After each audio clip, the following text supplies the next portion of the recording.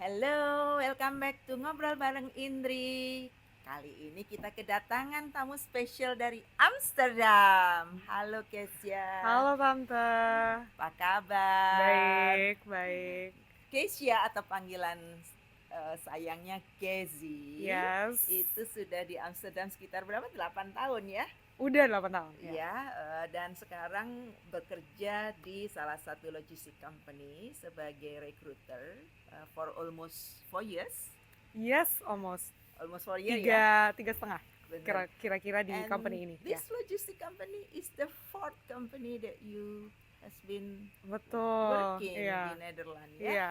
Wow, nanti saya pengen denger nih gimana caranya bisa sampai 4 perusahaan gitu ya. And it was right after graduated dari University of Amsterdam. Iya, University jadi of lulus Amsterdam. tahun sekitar 2018.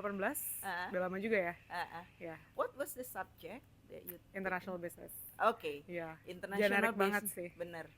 Dan international business sama rekrutmen sebenarnya nggak ada hubungannya ya. Sebetulnya tidak ya Tante. Oke. Jadi ini panggilnya Tante aja kan ya di Tante podcast dong. ini. Hi friends. Jadi sebetulnya tidak, tapi rekrutmen itu kan bidangnya juga ada pembagian dari human resources atau HR.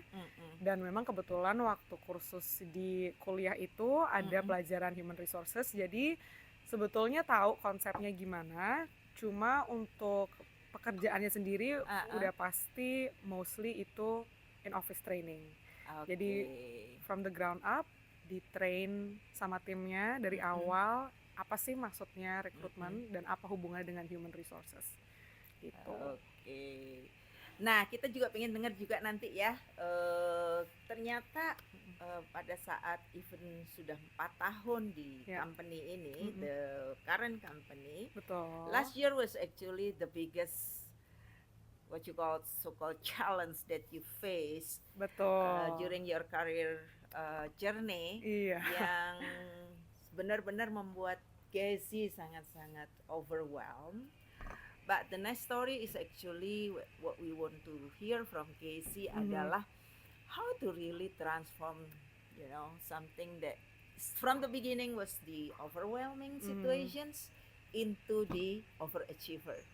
Ya. Amin. Dan teman-teman, Casey just being promoted last February, so congratulations Casey. Terima kasih banyak. For being able to achieve into the dreams that you are looking for. Jadi kita dengerin dulu deh yang lebih detail atau lebih inspiratif dari Casey. So Casey, perhaps you share about yourself a little bit. Oke, tadi teman-teman udah tahu ya dari Tante Indri. Namanya Casey, perkenalkan, salam kenal semuanya. Asal dari Indonesia udah pasti, udah tinggal di Amsterdam itu selama 8 tahun. SMA-nya di? SMA-nya di Mentari. Mentari Bintaro. Udah lama banget ya berarti. Yeah. Terus awalnya pindah ke sini karena kuliah, lalu lanjut kerja di bidang recruitment, dan sekarang kerja di digital freight forwarding company. Jadi main responsibility-nya adalah in-house recruitment to build the teams within EMEA. Jadi mostly Europe sih, karena kita Middle East dan Afrikanya masih pending.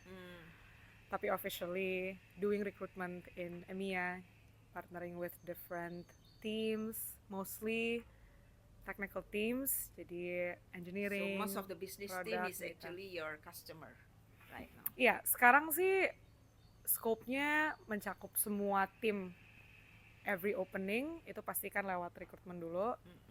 Terus itu mulainya dari situ. So, Kesia, in the introduction you said 4 job? Iya. In the 4 company? Iya. Within berapa? 6 years? Yeah, around. Yeah. How did that happen? I mean, are you someone who keep on moving into finally getting the job that you want, or what was the story about that? I'd like to think that was a choice. Unfortunately it wasn't a choice. Jadi itu memang survivor's instinct karena awalnya a lot of circumstances happened and they drove me into jumping from one company to the next. Jadi awalnya karena visa. Jadi after graduated, Mhm. you work in what company? Nggak perlu disebutin, in one company. Ya, itu jadi awalnya aku mulai karir di recruitment karena that was the one job that I was able to find. Dan luckily mereka juga willing to train from the get-go. Jadi as a young professional, mereka udah training dari awal how to be a recruiter.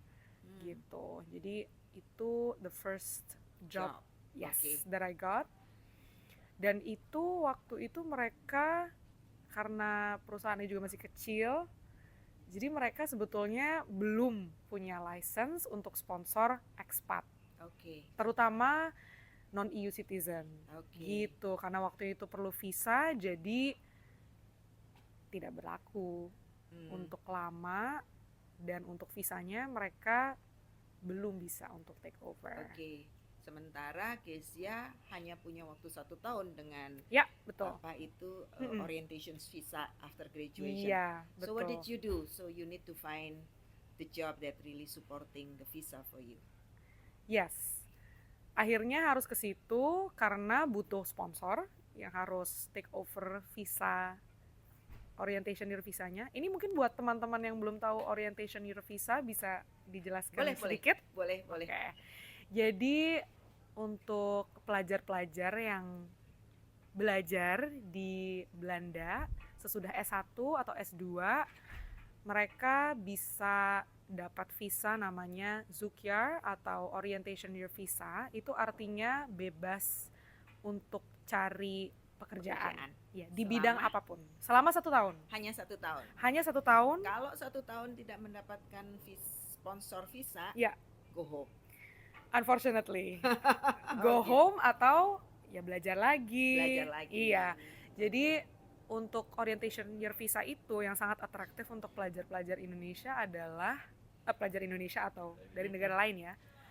Itu cari experience dan cari employer yang bisa sponsor akhirnya 1 tahun itu. Gitu.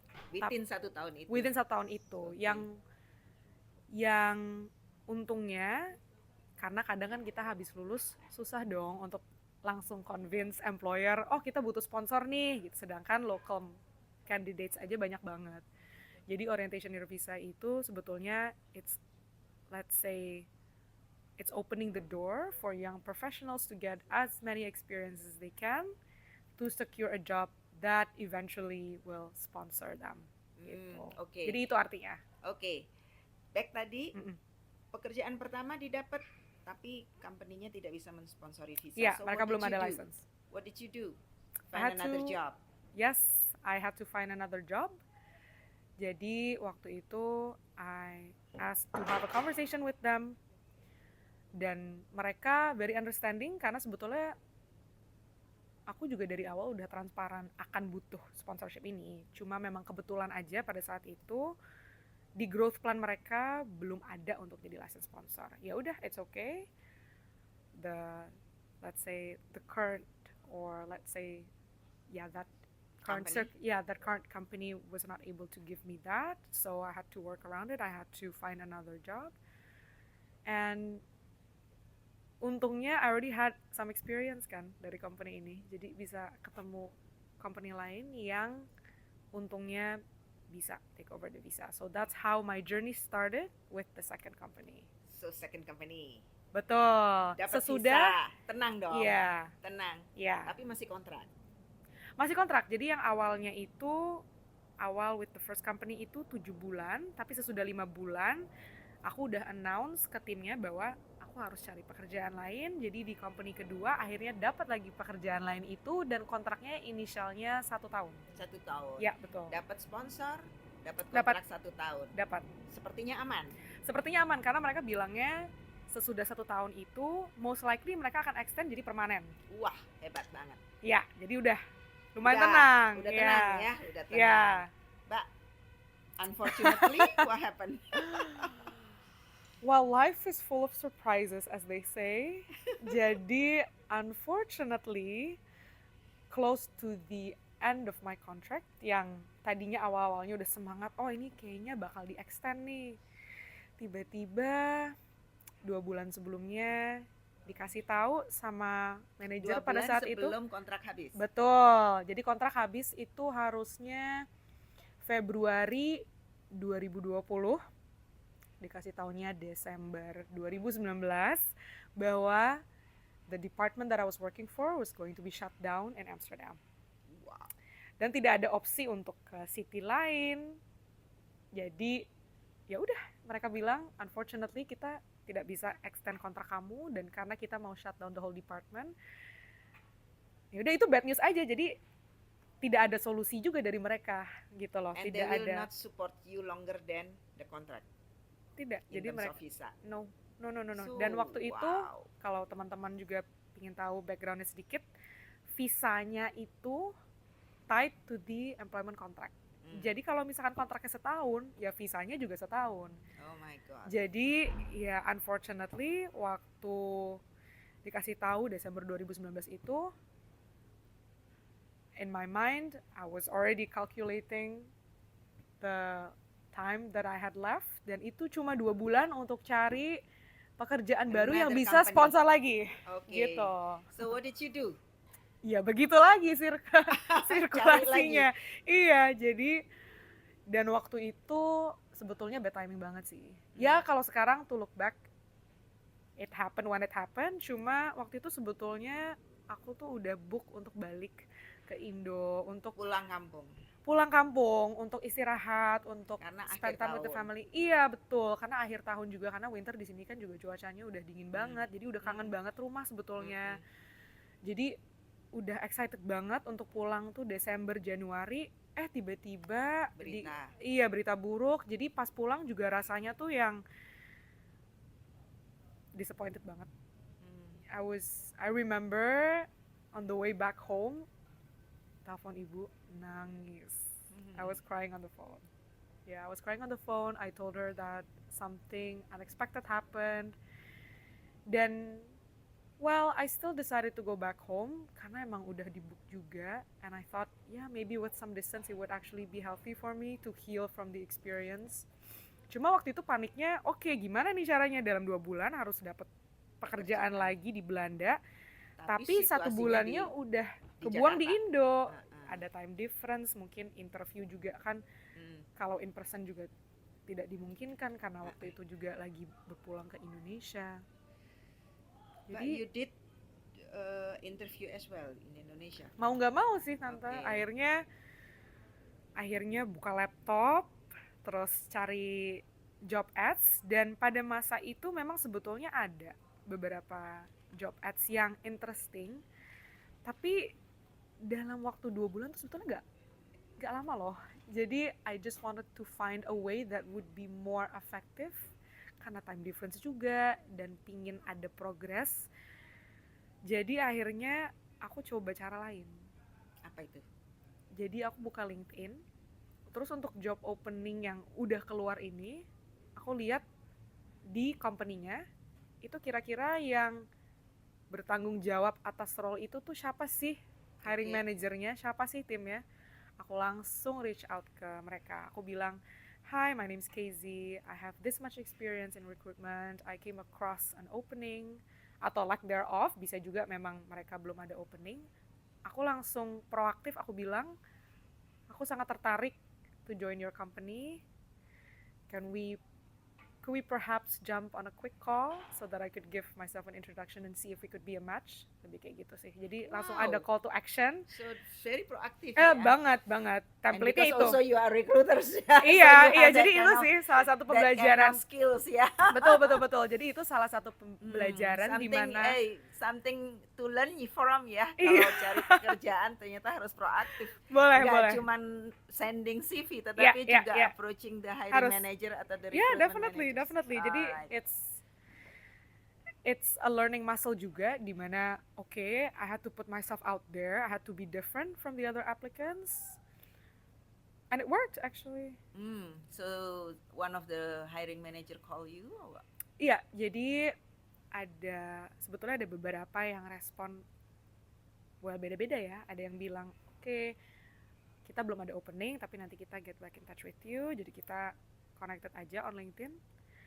Terus akhirnya ada satu yang kerja di technical consultancy company, jadi mirip lah scope-nya sama experience-nya sama apa yang udah aku jalani sebelumnya. Terus dia bilang, sebetulnya kita udah ada offer sih buat orang lain, tapi ya udah, let's have a conversation, karena aku udah reach out juga. Mungkin in the near future, who knows, it never hurts to build connections, right?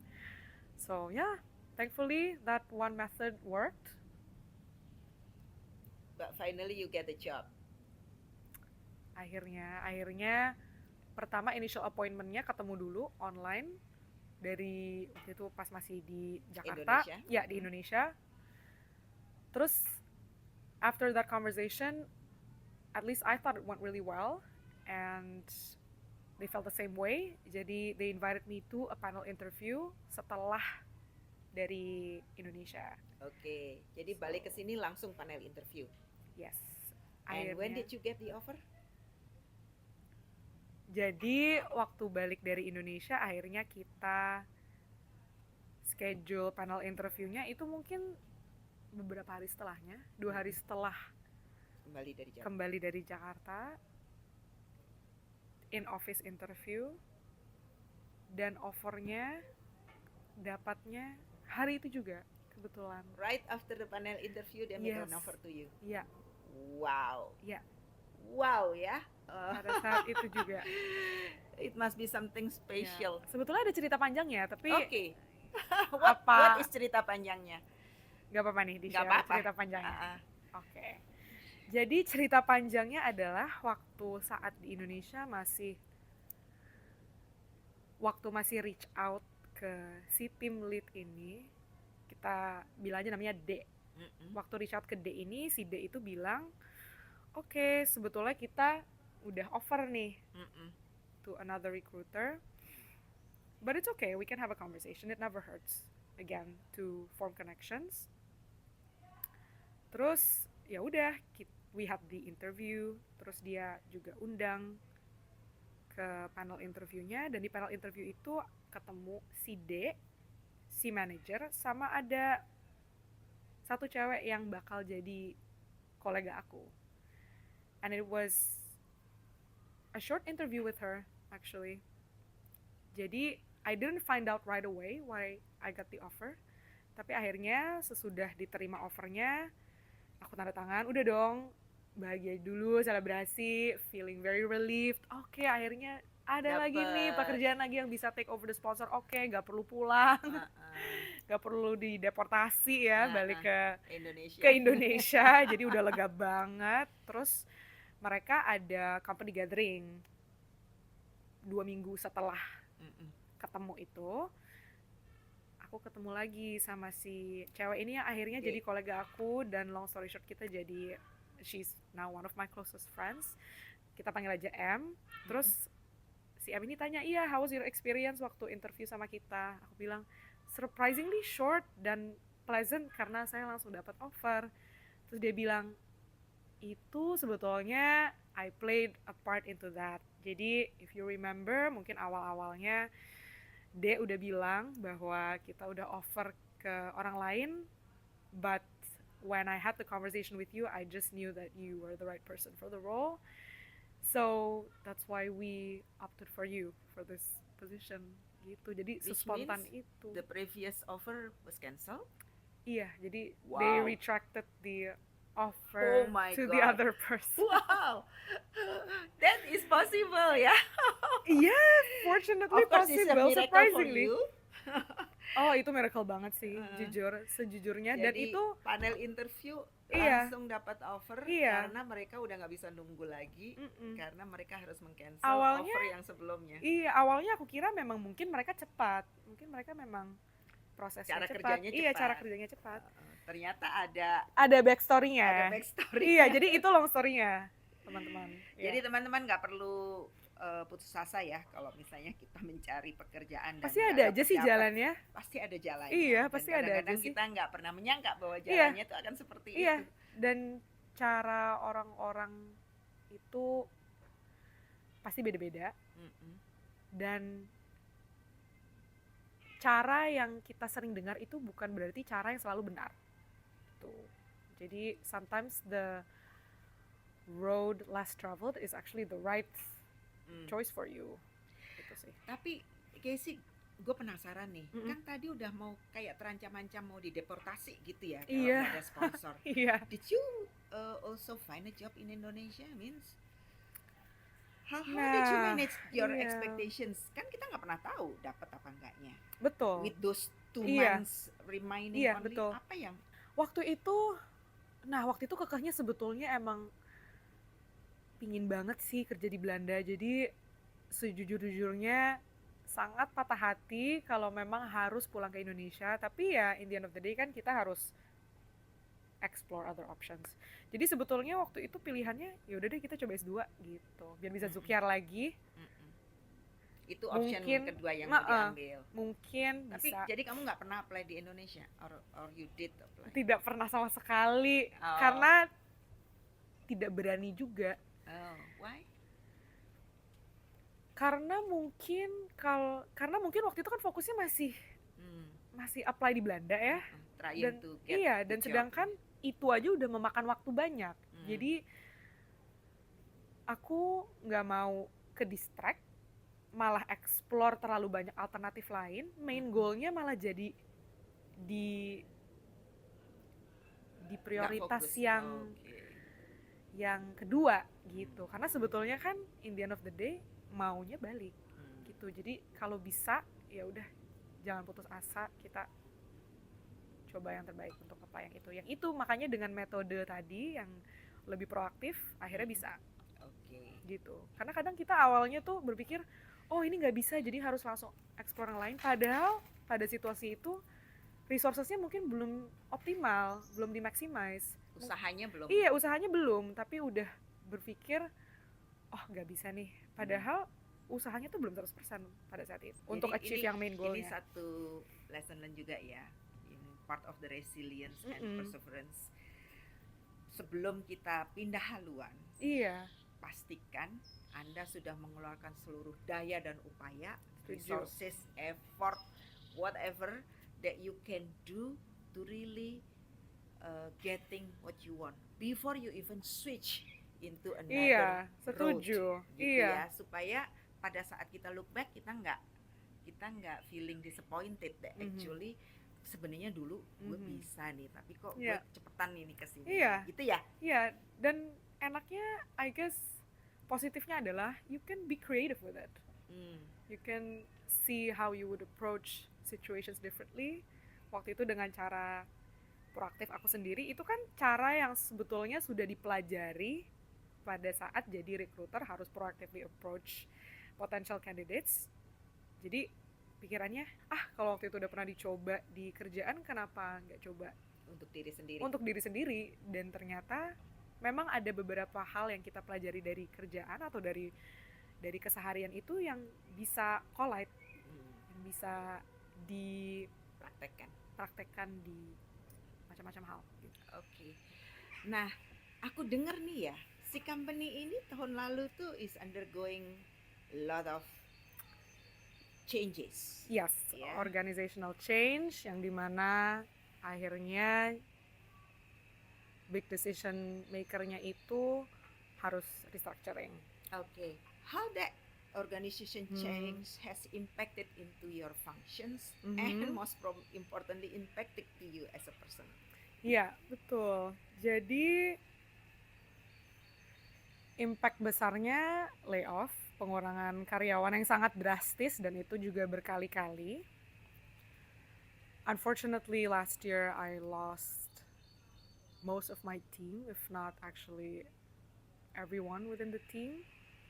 Beratnya di situ karena ya kita namanya kerja itu kan pasti sangat menikmati kerja dengan peers kita. Unfortunately that had to happen. Lalu kehilangan manajer juga dimana yang paling tidak beruntung adalah sebetulnya waktu itu sudah ada kasus untuk promosinya, dan karena Mempromosikan Casey. betul ya, dan karena waktu itu manajernya harus dikeluarkan, jadinya ada delay di masa situ. Jadi Ada delay atau ada change on decisions pada saat itu? dua-duanya sih. Okay. Dua-duanya. Jadi delay karena tidak ada budget untuk promosi pada saat itu. Kedua, tidak bisa juga dilakukan karena legally kita baru ada pengurangan karyawan. Gitu. Jadi nggak politically in the right time. Tidak etis. Okay. Ya, politically juga tidak bisa dijalankan. Lalu tinggal sendiri, promosi juga belum kejadian, dan support juga semuanya habis. Hilang. Sedangkan role bertambah.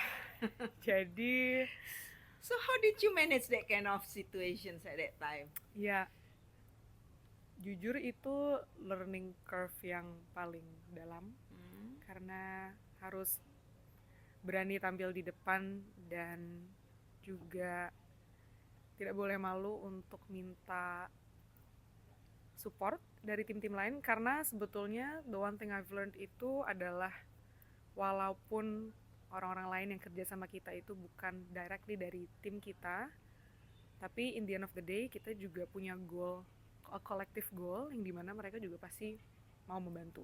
Gitu. Jadi instead of feeling recluse atau helpless in the situation, sebetulnya it's very important to observe and still lean into the situation dan kolaborasi dengan tim-tim lain. Oke. Nah, pasti kan kebayang ya, mesti ke atas, mesti ke bawah, dan mesti manage juga job yang earlier is yang sebelumnya adalah responsibility-nya Casey. How was the day at that time? I mean, how did you manage your day? I tried my best to, let's say, stay sane on top of it all. Udah pasti sangat challenging karena itu periode yang paling sulit throughout my career, a lot of change. Tapi at the same time, now that I look back, I've learned a lot from it as well sih. Caranya itu yang tadi awalnya tidak semuanya harus diselesaikan pada saat itu juga. Jadi prioritas itu penting, jadi lihat during the day scope-nya gimana, siapa yang bisa diajak partisipasi pada saat itu. Jadi sense of urgency dan prioritization itu sangat penting. Jadi walaupun sudah under pressure, it's important to take deep breaths, sit back, reflect, terus observe the situation. Gitu. Itu luar biasa banget ya. Kalau kita cuman kayak gini ngobrolin gitu kayaknya gampang. Tapi saya yakin itu pasti sesuatu yang tidak gampang. So, where did you find your strength? In really keep pushing forward. I need to keep motivating myself. Saya harus tetap deliver. Saya harus tetap semangat. Karena how did you manage that? I mean, tahu mau dipromosi nggak jadi, kerjaan nambah, demand tetap, tapi harus tetap semangat. Nah, where all of those energy coming from? Sebetulnya yang sudah aku pelajari selama ini, strength itu muscle yang harus dilatih ya. Jadi itu bukan dicari, itu bukan something natural, at least based on my experience, itu sesuatu yang harus dilatih terus. Jadi kepercayaan diri itu selalu harus dilatih, stepping out of your comfort zone itu harus dilatih, dan in the end of the day memang mungkin goalnya dari awal sudah jelas, this is the next step that I'm willing to make. Dan kalau memang ada obstacles ini, ya kita syukuri dan jalani aja sih. In the end of the day, I really care about the work that I put in. Jadi I'm very genuine and I take feedback and I review the feedback in order to perform better. Dan luckily semua faktor-faktor dan aspek dan challenges ini juga kontribusi untuk Maret ini akhirnya dikasih promosinya juga, karena di situ I managed to showcase all of the things that were absolutely necessary in my job in order to get that promotion.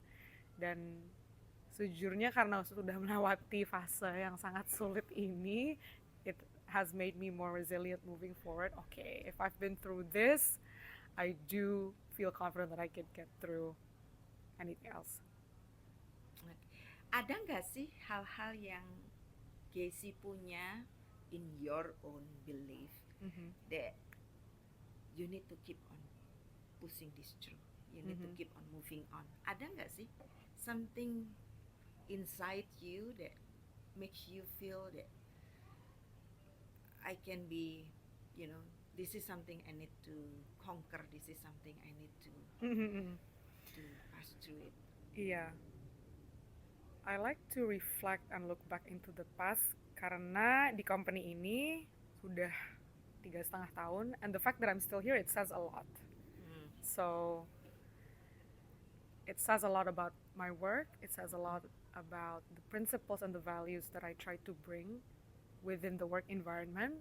Jadi itu sebetulnya yang masih motivating. One of the motivational factors that has kept me going adalah, okay, I've made it through this far, I can definitely still continue on the journey.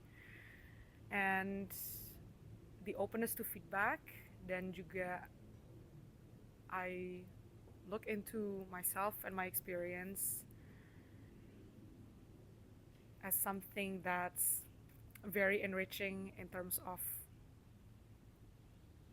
di career journey ini masih banyak banget yang harus dipelajari, and I like to see myself as a sponge, jadi absorb as much as you can, try to filter out the information that's not absolutely necessary at that point. Jadi banyak pembelajaran di situ untuk kenapa masih mau ke depan dan masih bisa berjalan itu. Mungkin ada rasa keras kepala diri sendiri juga kali ya, karena I really wanted to prove to myself that I can sustain in this position and become better and continue to expand my knowledge, continue to work with people that I admire, that I respect. I think one of the biggest lessons itu bukan belajar dari diri sendiri aja, gimana caranya bisa manage situasi yang sangat sulit seperti ini, tapi how people also influenced you in terms of the difficult situations, gimana caranya mereka respond to stress, gimana caranya mereka work under pressure, dan informasi apa yang mereka kasih in order for us to be able to carry on. It's not just about the circumstances, it's also about the people, and I'd like to think that I'm privileged enough to work with people who are very collaborative, very open-minded. Then in the end of the day, you cannot always control the circumstances that happen in your life, but you can always manage the reactions that you give towards those circumstances. Itu aja sih. Jadi the control and the action itu masih berasal dari diri sendiri, walaupun circumstancesnya akan constantly changing. That's just life. Yeah. Thank you. Sebentar, teman-teman, ini keren banget ya. So actually the sentence of you cannot control the situations because what happened is really beyond our control. But what you can control is the way you accept or the way you see the situations. Betul. And thinking about what will be your response into the situations. That's what makes it really big differences, right? Setuju. Karena Bener that's nggak? betul, setuju banget, karena that's also how you respect yourself, and you will be remembered as well by those who surround you. Gimana sih waktu itu Casey manage situasinya? Gimana sih caranya waktu itu difficult period ini akhirnya di overcome dengan a few action points. Jadi again, I just wanted to stress that out to everyone that's listening. You cannot always control the circumstances, but you can always control how you react towards the circumstances. Dan itu yang I think one of the biggest learning lessons, and I think one of the things that I could advise to others as well. Wow, Casey, how did you manage your feeling? I mean, it was really a tough ya. Promosinya dibatalkan, pekerjaan double atau triple gitu kan, ngambil atas dan ngambil bawah. Yeah. Sementara kerjaanmu sendiri juga masih harus di-deliver. How did you manage that feeling? I mean, what really fuel you that you keep on moving on and positive and delivering? How did you manage that? Sejujurnya ya Tante, to look back in the previous discussion yang tadi aku udah share soal the fear of losing my visa, the fear of being deported back to my home country.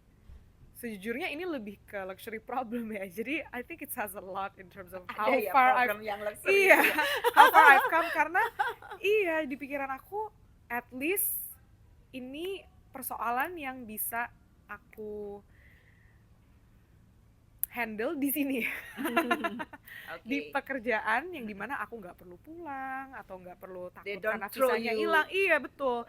Jadi at least jadi at least sense of security-nya itu sudah tercapai. Kan dulu mungkin kalau teman-teman udah pernah tahu Maslow's hierarchy of needs, itu kan ada tuh yang physiological needs-nya ya. Habis itu ada sense of security, terus acknowledgement, actualization, dan lain-lain. Nah mungkin tuh waktu itu masalah beberapa tahun lalu, yang masalah sense of security, deportasi, itu kan masih di bawah banget tuh, surface level. Ini kan masalah yang sudah agak di atas, udah mau menuju piramidnya. Jadi mungkin itu, it's a testament to how far I've come, karena to look back, actually this is more of a luxury problem. Jadi at least kesehariannya aku masih aman, aku masih ada pekerjaan, aku masih ada orang-orang yang masih bisa support aku juga.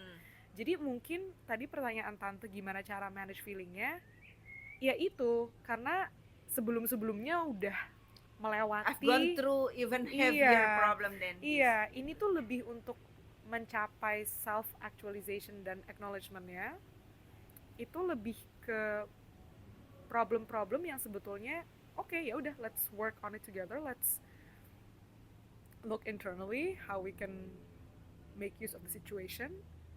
At least aku cuma perlu manage in terms of work aja, feelingnya ya, ini feelingnya, jadi ini belum action plan-nya, karena yang susah-susah sebelumnya sudah dilewati. Jadi itu lebih menenangkan, at least manage feelingnya di situ. Oke. Tapi feeling is one thing kan? Iya. Work is another thing kan? Iya. Nah, yang work yang 3 level itu tadi gimana tuh, Casey?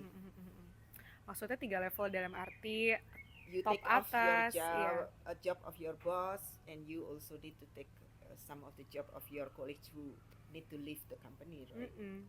Unfortunately, caranya again belajar bahwa not everything has to be solved within one day atau all together. Jadi learning how to observe, to reflect, and to prioritize, and to understand the different sense of urgencies-nya, itu juga sangat penting. Jadi look into the resources that you have. Then again, just because you're losing your direct team members, it doesn't necessarily mean that you're losing your whole support system. pasti masih ada aja yang bisa kontribusi untuk membantu di kesehariannya. And that's when I had to step out of my comfort zone and really to put myself out there, dimana okay, kalau memang harus perlu ngomong ke leadership, this is what I'm going to present, this is what I'm going to say. Tapi semuanya itu kan everyone's working towards a collective goal. Jadi kalau kita mau datang ke mereka with an ask, we also have to present them with the potential result, or also based on the data on what we have worked on in the past. Oke. Jadi lebih Jadi ke banyak situ sih. negosiasi juga ya. Iya, dan tapi kan in sama the end of the day Mm-mm. kita tidak punya sebanyak waktu itu untuk bisa mencakup semuanya dan ngomong ke semuanya. Jadi at least what I learned a lot is how to be effective and efficient in communicating the right things. Jadi itu, prioritas itu apa sih? Sense of urgency-nya, prioritasnya harus kemana? Harus ke siapa dulu? Karena nggak mungkin kita bisa langsung bilang yes ke semuanya. Jadi itu sih, that's what I learned a lot. Sense of urgency, prioritization. Dan harus dikomunikasikan dan dinegosiasikan dengan betul. customer ya. Iya, dan harus efektif dan efisien juga. Karena in the end of the day, we don't have that much time. Iya, the luxury of having that much time, let alone resourcesnya juga kan sangat berkurang. Yang tadinya misalkan aku punya banyak peers yang bisa support atau yang bisa ngomong sama tim A, tim B, dan tim C, sekarang everything is on your shoulder. Iya, gitu. Okay. Keisha, this is perhaps a very important question of all. Okay. First, you've been managing, the transformations ya, bisa dibilang dari yang tadinya apa itu struggle, overwhelmed, to really overachiever and being promoted. Looking back, what would you say to the earlier Keisha or earlier self about sebenarnya bagaimana sih who was really struggling into that kind of situations? What will be your advice to the earlier Keisha or earlier Casey, and what would you offer also to the audience here when for anyone who really undergoing similar situations like what Casey has just experienced since last year? To look back, apalagi waktu itu juga udah bertahun-tahun lalu dan masih muda juga, I would say that Casey, it will pass.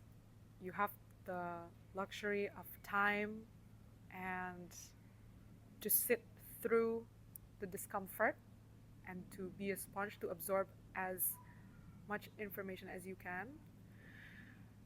Karena ya sekarang nih untuk lihat ke yang dulu itu pasti pikirannya okay, I've been through the most difficult things, pasti kedepannya akan lebih santai, akan lebih mature juga untuk approach different situations. Jadi pasti kalau bisa aku pingin bilang ke Casey yang tahun-tahun lalu bahwa the problems that you're facing now, it's with certainty that you will be able to overcome them, because your future self will look back and say that in order for you to have come this far, you must have been through the most difficult situations. Gitu. Jadi just rest assured, you will learn from experience and it will feel hopefully easier or more manageable moving forward. It's part of growing up. And you thank you to yourself as well of being able to go through this not easy journey. Yeah, pasti. Karena I'm very grateful of the life that I have now in terms of the career and being able to settle here. Jadi sangat berterima kasih ya karena the decisions that I made back then itu they're all contributing factors into whatever it is that I have now. Jadi ada perubahan sedikit aja mungkin lagi nggak di sini sama Tante Indri, jadi udah pasti sangat bersyukur. And yeah, it's a journey.